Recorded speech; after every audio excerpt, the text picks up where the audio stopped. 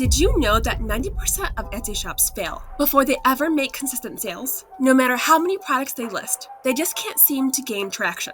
What most sellers don't realize is that it's usually due to just a few critical mistakes that silently sabotage their shop's success. In this video, I'm exposing the top 3 reasons why most new Etsy shops fail. So if you're struggling to grow your shop or get sales, listen up, because these small changes might be what you need to turn things around. Also, make sure to stick around until the end, because I'll be sharing a bonus top reason why most Etsy shops fail that you don't want to miss. Reason number 1, designing or listing products without doing any market research. I get it. You're excited to create and launch your new Etsy products. But here's the truth. If you're designing and creating products without doing research, you're basically just guessing. And guessing doesn't pay the bills. You might create beautiful designs and products, but if there's no demand for them, they won't sell. Instead, start with research. Use tools like Everbee, eRank, and even Etsy Search to discover what people are actually looking for and what's in demand right now. Identify trending keywords, popular niches,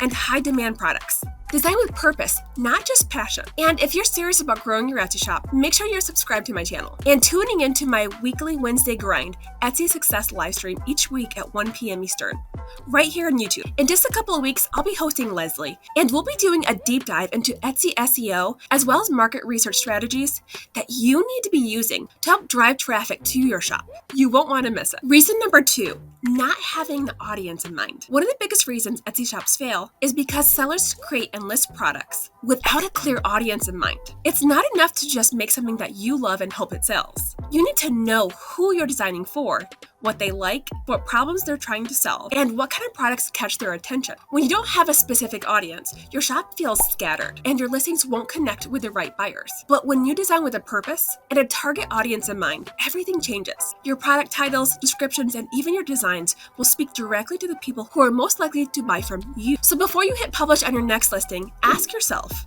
who is this listing for? What do they care about? And why would they choose this over something else? The clearer you are about your audience, the more your shop will stand out and the more sales you will make. Ignoring trends, especially trending aesthetics. One of the biggest mistakes that new sellers make is ignoring trends. They may be creating designs and products that were popular 5 years ago, but Etsy is a fast-moving marketplace. If your designs and products don't feel fresh and relevant, buyers will scroll right past them. Audience also plays a key role in this as well, which is why having a well-defined audience or avatar for each listing you create can play a key role in that listing's success. When you're in tune to an audience and what resonates with them and their aesthetic preferences right now, this makes the designing process so much easier. Oftentimes, new sellers fall into the trap of designing what they themselves like, not what their audience likes or what's trending and in demand right now. So how do you fix this? Make sure you're staying plugged into trend aesthetics. Follow top Etsy shops, especially ones relevant to your specific niche and audiences. Check out Pinterest and other social media sites that your specific audience is tuned into, as well as retailers that they shop at. If you're not sure of that information, ask ChatGPT for insights. You might be surprised by some of the suggestions that it might offer. You should be noticing and paying attention to what's trending in color schemes, fonts, as well as overall design aesthetics. Then put your own spin on it. Your goal is never to copy, but to integrate known and in-demand trends into your own unique designs and style. Knowing current trends also helps you to identify market gaps. Often, newer design aesthetics that are trending in higher competition niches may not have yet been introduced to smaller micro niches that have lower competition, creating an opportunity gap for those sellers who are searching and identifying those market gaps. For more ideas about the current 2025 trends, be sure to check out my recent video all about 2025 Etsy trends, as well as recent lives I did on the Wednesday grind with Cassie Johnson, Heather Studio, and a recent video with Technically Trent, where we dove into 2025 AI graphic design trends that are blowing up Etsy this year. All right, bonus reason number 4, low quality mockups. So let's talk mockups, guys. You could have the best designs in the world, but if your mockups look unprofessional, buyers aren't going to click.